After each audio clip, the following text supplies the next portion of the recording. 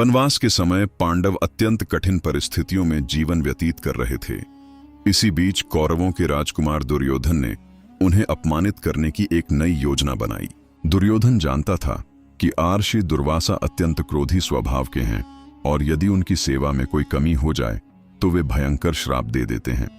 इसलिए उसने छलपूर्वक दुर्वासा महर्षि को अपने यहाँ आदर सत्कार देकर प्रसन्न किया और उनसे आग्रह किया कि वे अपने हजारों शिष्यों के साथ वन में पांडवों के यहाँ अतिथि बनकर जाएं।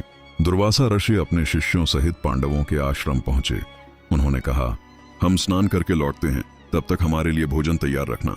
यह सुनकर पांडव चिंतित हो उठे। उनके पास भोजन का कोई प्रबंध नहीं था। उनके पास केवल अक्षय पात्र था जो प्रतिदिन तब तक भोजन देता था जब तक द्रौपदी स्वयं भोजन न कर लें। उस दिन द्रौपदी भोजन कर चुकी थीं। अब पात्र से अन्न निकलना असंभव था। अत्यंत व्याकुल होकर द्रौपदी ने भगवान श्री कृष्ण को स्मरण किया। भक्त की पुकार सुनकर श्री कृष्ण तुरंत वहां प्रकट हुए और भोजन मांगा।